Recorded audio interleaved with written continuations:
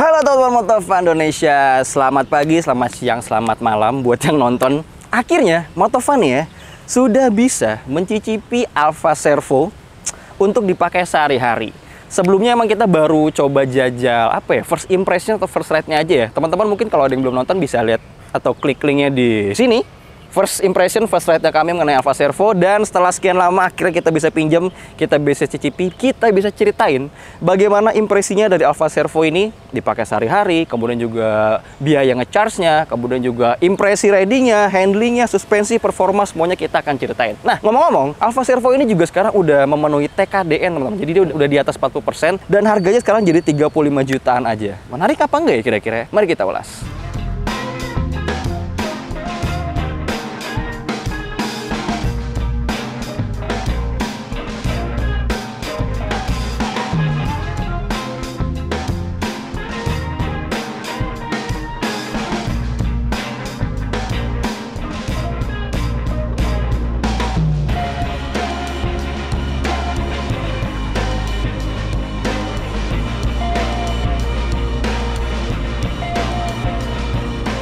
Kita ngomongin posisi berkendara dulu kali ya. Si Alfa Servo ini dibilang santai banget juga enggak sih. Jadi emang enggak pure santai-santai banget. Jadi kalau dirasain di sini tuh setangnya kerasa kayak kurang tinggi dan terlalu nekuk ke bawah gini loh di sininya nih, di ujung sininya. Jadi rasanya kurang rileks aja tangannya. Lebih enak tuh kayaknya mungkin posisinya agak dimajuin dikit atau si setangnya diganti dengan yang lekuknya lebih tinggi gini nih. Nah itu akan lebih enak sih pastinya.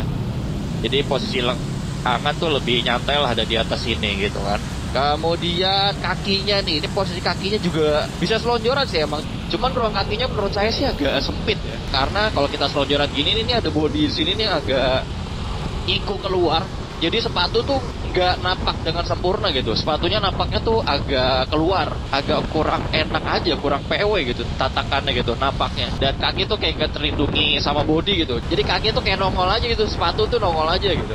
Jadi dia kesannya kurang luas. Ini untuk ukuran sepatu nomor 43 ya. Di sini juga di tengah nih baterainya punya lebar yang cukup berasa ya di kaki ya. Kalau di saya sih betis nih lumayan mentok nih di sini di jok sini axle-nya. Jadi kaki tuh emang mesti agak lebih kebuka, mesti agak ngangkang selama pakai si servo ini gitu. Ya tuh lumayan kebuka. Terus juga ya enaknya tampaknya ada ininya sih, ada list karetnya. Jadi sepatu tuh gak gampang selip gitu. Enak-enak ininya nih tampakan bawahnya. Cuma kalau untuk selonjoran agak kurang aja sih. Kaki kayak kurang terlindungi, juga kayak kurang pas aja nampakin kakinya. Kemudian joknya ini kulitnya gak terlalu lentur, sayangnya gak terlalu lembut. Jadinya kerasa agak kaku. Busanya sih sebenarnya lumayan empuk busanya. Busanya lumayan empuk. Cuman kulitnya aja nih rasanya kayak kurang lentur lah gitu ya. Jadi agak kerasa pedes-pedesnya juga kalau berkendara agak lama pakai si servo ini gitu. Mungkin bisa dimodifikasi biar nanti kalau udah punya tuh ganti kulitnya yang model lebih lentur, lebih lembut gitu ya. Jadi dinaikinnya dalam waktu lama tuh tetap nyaman di pantat gitu. Kemudian di udaranya so far ya not bad lah. Masih tergolong relax walaupun mungkin ada sedikit yang perlu di-adjust aja.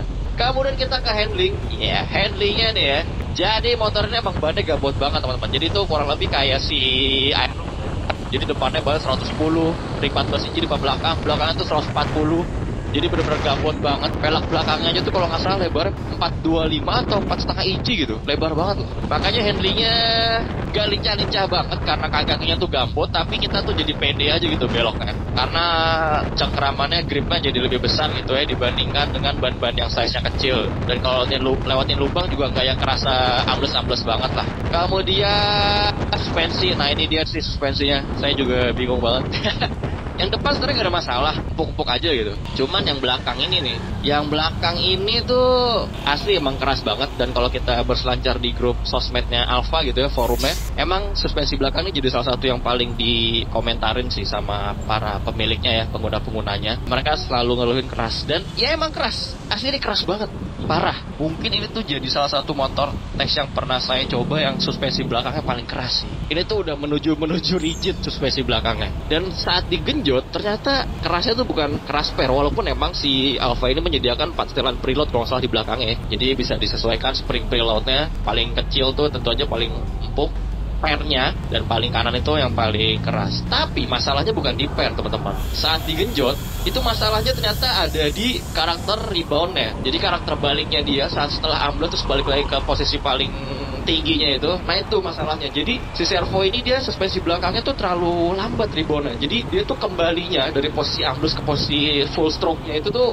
lama banget. Makanya dia jadi kerasa keras gitu efeknya. Jadi di sini kerasnya bukan keras mentok, juga bukan pernya yang keras, bukan. Tapi karena si reboundnya, jadi dia telat balik nih. Jadi dia belum balik, tapi kita udah ngelewatin jalan rusak lagi. Karena jalan rusak lagi, akhirnya dia selalu main di stroke di bawah, dan itu rasa keras sih asli. Ya mungkin kalau beli servo salah satu yang perlu di upgrade itu suspensi belakangnya sih. Kalian bisa ke tempat custom shock breaker, sekarang udah banyak banget yang bisa custom shock breaker, dibikin lebih lembut, entah diganti olinya pakai yang lebih encer, atau sim-siman olinya, revolver olinya diganti yang lebih renggang gitu ya, biar sirkulasi olinya tuh lebih lancar, lebih cepat. Atau mungkin bisa ganti suspensi aftermarket sekalian. Di forum tuh udah banyak banget yang ganti suspensi aftermarket, cuma jadinya agak lebih tinggi gitu sih, belakangnya kayak lebih nungging aja. Kalau ini kan kayak kelihatan ceper ya, ban sama lampu belakang tuh jaraknya agak rapat lah gitu, jadi kelihatannya padat. Remnya ya oke sih, dia kombi brake system ya, jadi depan belakang disc brake pakai Nissin sih. Kalau ngelihat sini master remnya Nissin, kalipernya juga Nissin. Yang depan itu 3 piston, 1 piston untuk yang kombi brake system yang dari sininya, yang 2-nya buat yang dari sini. Kombi brake-nya ya lumayan oke lah, dan karena dia hidraulik jadi porsi remnya akan terus merata ya, beda sama kombi brake system yang modelnya masih sistem mechanical tromol gitu.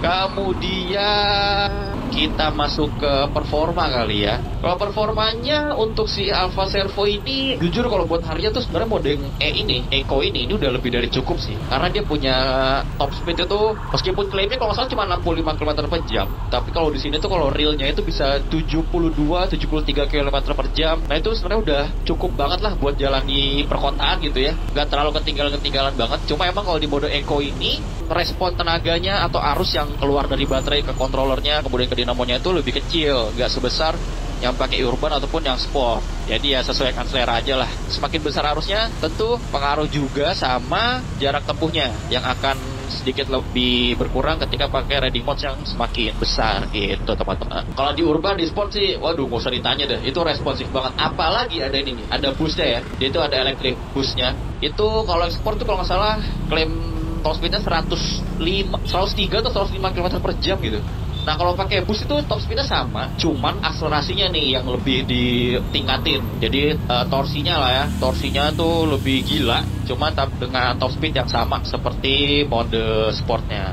Terus juga kalau kita ganti mode tuh dia warna latarnya tuh berubah gitu loh. Ini kan Eco ya, pakai biru gitu latarnya. Kemudian kita coba urban. Nah kalau urban tuh kayak agak ungu-ungu gitu ya. Ini hijau, ini biru-biru keunguan. Kemudian kalau sport, dan kalau kita pakai si kelinci, si bus, nah jadi merah gitu.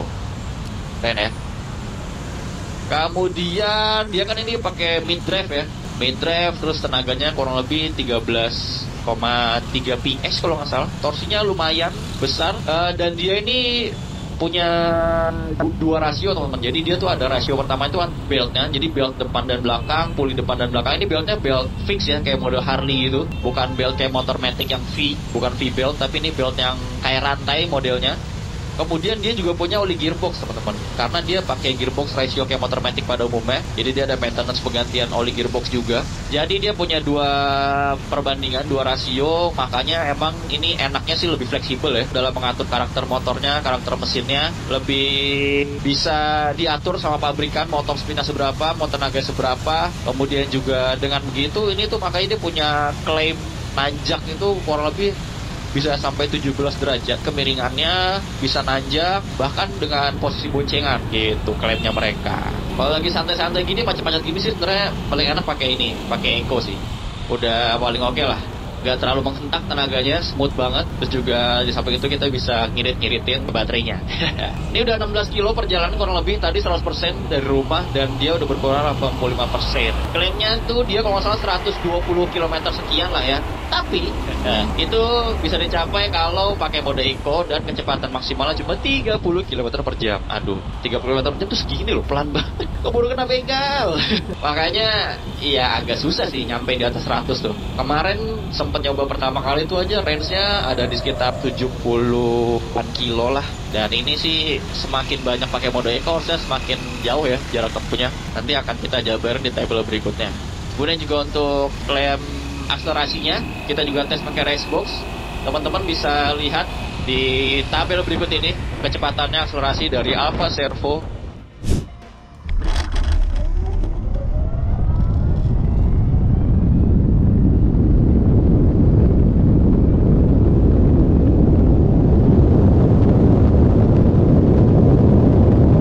Tuh, ini pakai mode eco 70 nanjak 72 73 masih ini banget lah, masih cukup banget gitu ya. Tuh, masih bisa ngimbangin truk, masih bisa ngimbangin mobil, motor-motor kendaraan lainnya lah. Kalau pakai yang urban tentu aja langsung gaspol lagi. Langsung ke berapa nih pantongnya urban nih? 99 di turunan. Wih, kencang juga ya. Itu udah cukup banget sih, asli cukup banget. Kemudian juga di sini tuh dia tuh ada regenerative brake, cuman saya bingung sih. Dia tuh regenerative brake-nya nggak selalu aktif teman-teman. Jadi nggak selalu kita tutup gas tuh dia langsung aktif. Kadang tuh masih dipancing, ini kan gini jalan santai ya. Dan itu nggak langsung aktif, kelihatan dari sini dari ampere meternya. Kalau ampere meternya nggak minus tuh berarti regennya nggak aktif. Ini kan 0 tuh nggak aktif berarti itu. Tapi masih kita pancing dulu. Nah dia baru minus 9 tuh, minus 7. Nah itu baru aktif tuh. Agak aneh sih emang.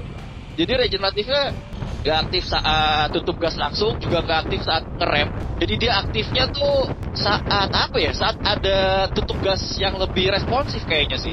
Jadi ya agak unik aja gitu ya. Ya misalnya tutup gas biasa, tuh dia nggak langsung aktif, masih dikocok dikit, baru dia bisa aktif tuh minus 10 ampere, minus 9 ampere. Kalau cuma jalan biasa tutup gas doang sih nggak langsung minus. Makanya agak aneh juga, agak bingung. Dibuat meliuk-meliuk masih kerasa ya, bisa lincahnya gitu nih motor. Set. Belok rebah, nggak takut, asik nggak takut.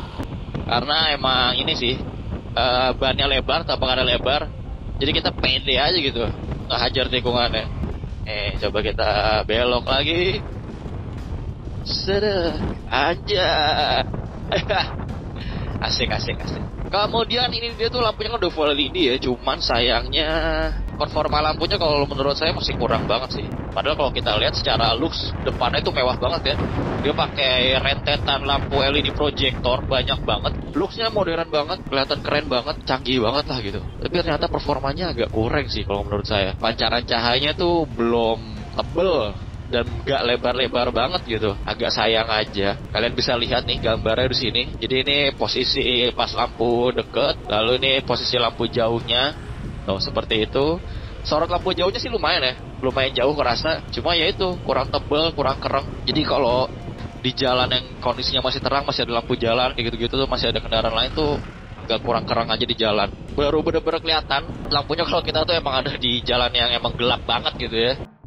Nah, berikutnya kita bahas soal sumber daya dari Alfa Servo ini, teman-teman. Jadi dia menggunakan 2 buah baterai di sini. Jadi satu baterainya kapasitasnya itu kalau kita baca 73,8 volt dan ada di angka 24 ampere hour. Ini dikali 2. Kemudian juga baterainya kalau beli begini ya, dia tuh ngecasnya harus di motor, teman-teman, biar langsung dua-duanya. Cuma si Alfa pun lagi ada promo sih sebenarnya, kalau promonya masih ada ya. Jadi beli Alfa Servo udah bonus sama charging docknya. Jadi kalian bisa ngecas di dalam rumah tanpa perlu harus tarik kabel dan nyolok di sini nih.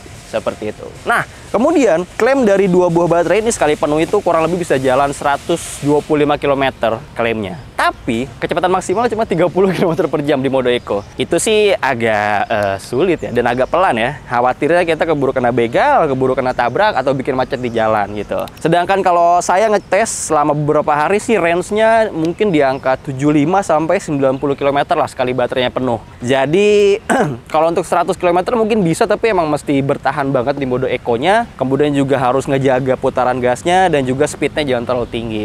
Jadi ya mungkin masing-masing akan beda hasilnya, karena konsumsi baterai ini berpengaruhnya banyak banget faktornya. Jadi ada faktor bobot, kemudian ada faktor kontur jalan, nanjak, turun, kemudian macet-macetan, dan beban, dan masih banyak lagi lah. Makanya mungkin tiap orang akan berbeda, tapi range-nya sih kalau saya sih 75 sampai 90 km lah sekali penuh. Dan untuk mengisi baterai ini dari 0 sampai 100 itu 4 jam klaimnya. Dan ternyata emang bener, saya udah coba dari 0, dari habis sampai bener mati banget sekali itu ya, nyobain sekali itu. Dan dia chargernya seperti ini, Alpha Smart Charger.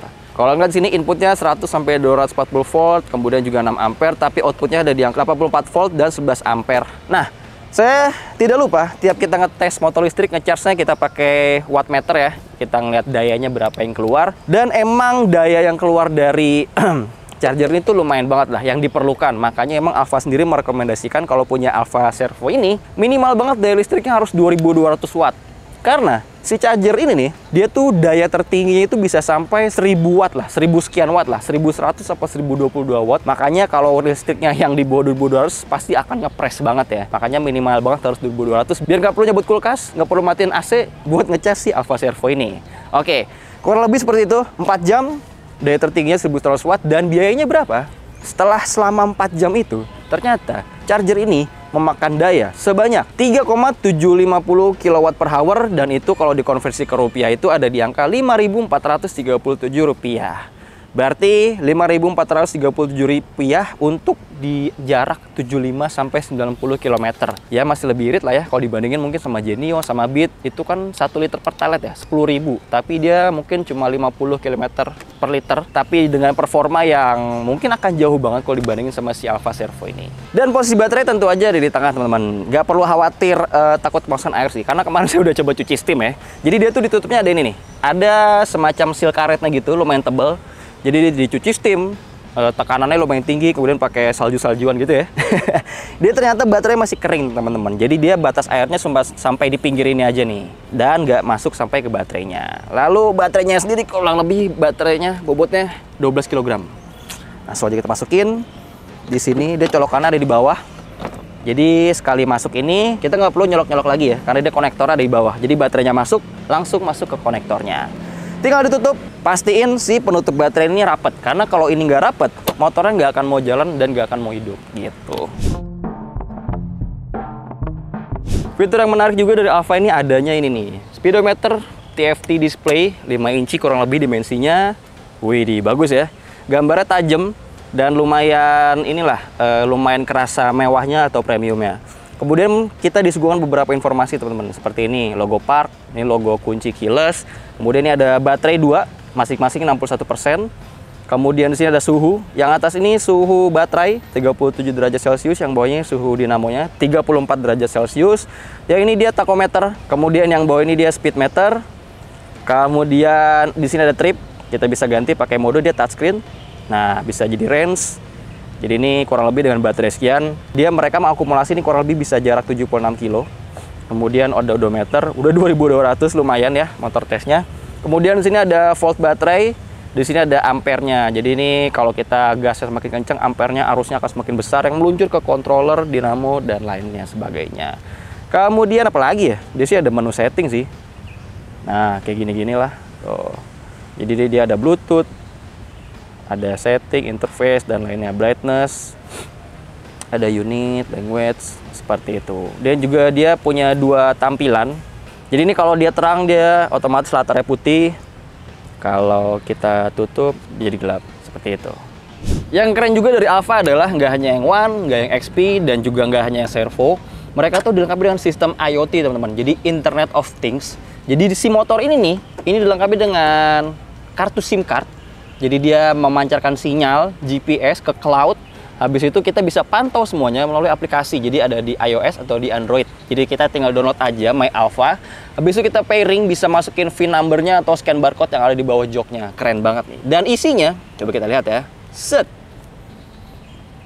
Nah, kalau udah regis, kalau udah connect, di tampilan awal tuh kita bakal ngelihat motor kita nih. Kalau saya tentu aja servo. Jadi udah saya konekin. Pertama ada tampilan servo, kemudian ada status baterainya berapa, 61%, 1.2-nya, kemudian estimated range-nya 76 kilo, kemudian di sini ada logo sinyal juga, kemudian ada posisi Jakarta Selatan, Lalu kita di layar utama ini ada notifikasi juga. Di notifikasi ini kita bisa ngelihat ada charging start. Jadi kalau kita ngecharge ada notifnya, chargingnya penuh juga ada notifnya. Jadi keren banget nih asli. Jadi kita nggak akan overcharging karena kita akan selalu status motornya tuh kita akan selalu tahu gitu, dikabarin sama aplikasinya, notifikasinya. Kemudian juga kalau tiba-tiba motornya dihidupin, itu kita ada notifikasinya juga. Jadi dia emang ada fitur anti theft gitu teman-teman. Kemudian kita di sini bisa ngeliat ada off, di sini ada logo Alfa. Kita bisa mati hidupin Alfa dari sini. Hihi, keren ya. Jadi nggak perlu kunci puter-puter, tapi pastiin kalau posisinya udah nggak dikunci stang. Jadi udah bisa kanan kiri. Ini kita udah bisa ngidupin dari sini. Coba ya, kita coba ya. Kita pencet sini. Continue. Wih, nyala. Keren ya. Kita matiin lagi dari sini. Set. Mati. Wih, keren banget.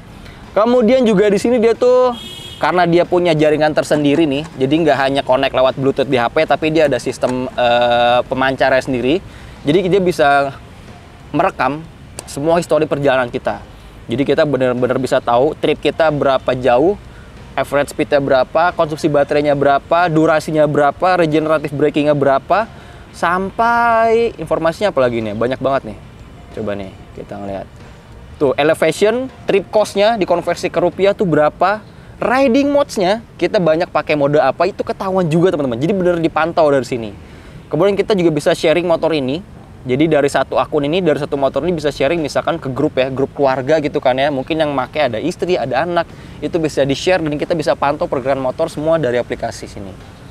Jadi jangan coba-coba bohong kalau pakai Alfa ya, karena bisa terpantau. Kemudian juga di sini ada emergency. Jadi di sini ada anti theft alarm. Jadi kalau motornya tiba-tiba dinyalain, digerakin atau mendeteksi sesuatu yang nggak normal, dia akan mengabarin ke kita. Kemudian juga emergency turn off. Jadi kalau motornya dibawa kabur, kita bisa matiin motor ini dari aplikasinya gitu. Canggih banget nih, aman banget. Kemudian ada roadside assistance, ada customer support. Lalu ada apa lagi di sini ya? Asli ini banyak banget. Oh, nih kita bisa ngeliat bener-bener status data dari motor kita nih ya, secara detail. Baterai level, MCB voltage, baterai cycle charging, baterai current ampere-nya, satelitnya, kemudian ada axis-nya, ada Z-axis, pergerakan motor, semuanya. Ada estimated, ada GSM signal, IoT baterai voltage, bla bla bla bla bla, banyak banget, asli banyak banget. Dan ini menurut saya bener-bener salah satu yang paling menjual di Alfa sih. Saya tuh pernah ngetes motor listrik yang ada IoT-nya juga, cuma nggak selengkap ini kayaknya waktu itu di Niu. Dan ini Alfa nawarin bener-bener sistem IoT yang lebih lengkap lagi. Ini keren banget sih, menjual banget lah. Ada peringatan next service, ada estimated range, estimated trip. Jadi misalkan kita dari sini nih mau ke rumah, kira-kira butuh baterai tuh minimal berapa biar kita nggak kehabisan baterai di rumah, sampai ke rumah gitu kan. Ini keren banget asli. Salah satu fitur yang paling saya suka. Nah, walaupun dia baterainya ada di tengah, sayangnya ternyata ruang di bawah joknya juga kemakan teman-teman. Jadi kita cuma punya sedikit ruang. Salah satunya buat charger ya. Jadi kalau perginya lumayan jauh mendingan dibawa. Jadi di tengah ini ada gundukan gede banget. Jadi kalau nggak salah itu kontrolernya teman-teman. Jadi dia makan ruangnya lumayan banget. Padahal kalau nggak ada ini ya, ini enak banget sih buat naruh jas hujan, naruh jaket tuh bisa full gitu ya dalam. Karena ada tonjolan ini nih, jadi kita nggak bisa naruh yang terlalu dalam dan nggak bisa terlalu banyak kapasitasnya gitu. Sayang aja sih sebenarnya. Tapi mungkin itu yang terbaik kali ya. Biar si Alfa ini bisa nerobos genangan air lebih dalam gitu. Kemudian engselnya yang tadi saya bilang yang rada nggak tahu ya udah ada kasus patah apa belum. Yang pasti ini agak kerasa ringkih sih sebenarnya. Tuh. Semoga nggak ada kasus patah. Dan di tengahnya ada gantungan barang yang bisa dilipat seperti ini. Kanan kirinya sih standar lah ya, ada laci. Nggak dalam-dalam banget, cuma buat naruh kunci. Jangan sih naruh kunci ya. Naruh sarung tangan, sekaligus buat charging di sini lubangnya. Dan kalau yang di sebelah kiri ini dia bisa lebih dalam, bisa naruh HP di sini. Dalam banget ternyata tuh ke dalamnya, jauh banget. Dan di sini juga ada power outletnya, jadi bisa sekali ngecharge HP, bisa sekalian naruh juga. Cuma emang sayangnya di situ nggak dilengkapi penutup ya, jadi agak riskan kalau takutnya kelupaan charge di sini. Nah, selain ada 4 mode tadi ya, Eco Urban Sport dan Bus, dia juga ada mode reverse. Jadi kita kalau mundur-mundur nggak perlu dorong-dorong atau minta tolong tukang parkir ya. Apalagi tukang parkir goib yang tiba-tiba nongol di Alfamart, pip gitu kan. Jadi dia mode reverse, cuma emang agak sedikit repot sih. Mungkin buat safety ya, buat unsur keamanan. Jadi tombol reverse-nya ini nih, yang di kiri, yang di sebelah sama klakson, itu harus kita tahan. Lalu logo R-nya muncul di sini, baru kita bisa gas. Nah, itu juga pelan banget, paling cuma 2 atau 3 km per jam lah maksimal lah, gitu kan. Udah bisa maju lagi, seperti itu. Nah, kita masuk, tadi kita udah ngomongin impresi berkendaranya, kemudian charging baterainya, spek baterainya, sistem IoT-nya, aplikasinya, keren banget. Dan terakhir kita ngomongin apa ya? Kesimpulan sama kekurangan dari motor ini. Jadi kekurangannya, sebenarnya tadi udah kita singgung sih di awal-awal gitu ya. Jadi yang pertama itu yang paling berasa adalah suspensi belakangnya. Asli ini keras banget. Jadi emang suspensi belakangnya ini banyak banget dikeluhin sama pengguna-penggunanya di forum tuh, salah satunya ini teman-teman. Jadi kalau yang depan tuh sebenarnya aman banget tuh. Mainnya enak, lembut. Tapi yang belakangnya nggak tahu kenapa timpang banget sama yang depan. Yang belakangnya tuh bener-bener stiff banget. Kayak naik motor ceper, mobil ceper gitu ya. Reboundnya baliknya lama banget, itu salah satunya. Jadi mungkin kalau yang beli ini tuh langsung aja mending upgrade ke tukang shock breaker ini di custom atau ganti yang aftermarket sekalian gitu. Kemudian kekurangannya juga dari dia ini apa ya? Oh ini, posisi kaki nggak enak di sini. Pertama kalau kita posisinya gini, posisi santai, betisnya agak kalingan nih sama si engsel jok yang agak ringkih ini, agak kalingan. Dan kalau selonjoran nggak bisa maksimal ya tuh, kakinya masih keluar dari motor ya. Jadi tuh rasanya kayak nggak aman karena kaki kita tuh di luar bodi motor gitu ya. Biasanya kan kalau motor-motor maxi mungkin kayak NMAX, kayak PCX, saat kita selonjoran kaki kita tuh ketutupan sama bodinya gitu. Kalau ini kaki kita nongol, jadi agak-agak ngilu, sempit juga di sini karena ada sudut bodi yang melancip ya. Kekurangan lainnya ternyata motor ini banyak banget dikeluhin sama pengguna-pengguna di forum teman-teman. Jadi beberapa tuh banyak yang ngeluhin komstirnya gampang oblak, udah berkali-kali dibenerin oblak lagi. Kemudian juga ada dinamonya, katanya dinamonya pada sering mati, ada yang sampai 2-3 kali mati. Mereka benerin atau masih garansi tapi tetap kembali terulang lagi gitu. Padahal motornya keren banget. Jadi dia tuh udah IP67 kalau nggak salah. Jadi dia tuh bisa melibas banjir 50 cm. 50 cm itu tinggi banget asli. Bahkan di demonya di pabriknya waktu itu nyebur ke kolam yang hampir segini nih, se-headlampnya gitulah. Jadi karena dia sudah waterproof, IP67, makanya aman-aman aja gitu. Cuma sayangnya itu ya, ada beberapa permasalahan yang harusnya mungkin bisa diimprove. Semoga Alfa kedepannya bisa mengimprove biar produknya bisa makin dicintai sama orang-orang Indonesia gitu. Ya kesimpulannya mungkin seperti itu teman-teman. Dengan harga 35 jutaan udah subsidi pemerintah. Kalian punya motor listrik yang bentuknya ya ini selera sih ya. Kalau saya sih suka di beberapa titik lah, kayak lampu depannya bagus, lampu belakangnya bagus. Cuma emang nih model di Dex ini nih agak aneh gitu, kayak nggak masuk sama bodinya. Jadi bodinya ramping terus tiba-tiba ada pijakan kaki keluar gitu, kayak nggak, korelasinya kayak kurang aja gitu. Kemudian di sini juga terlalu besar, agak kurang enak di kaki. Setangnya ya ini minor sih, setangnya mungkin bisa di-adjust sedikit biar posisi ridingnya enak. Yang paling fatal tentu aja suspensi belakang. Kalau gitu makasih udah nonton. Jangan lupa di like, di komen, di subscribe channel Motovoo Indonesia. Mampir-mampir juga ke channel TikTok kami ada Motovoo Indonesia dan baca-baca berita terkini di autofone.id. Dan sampai jumpa di video-video selanjutnya.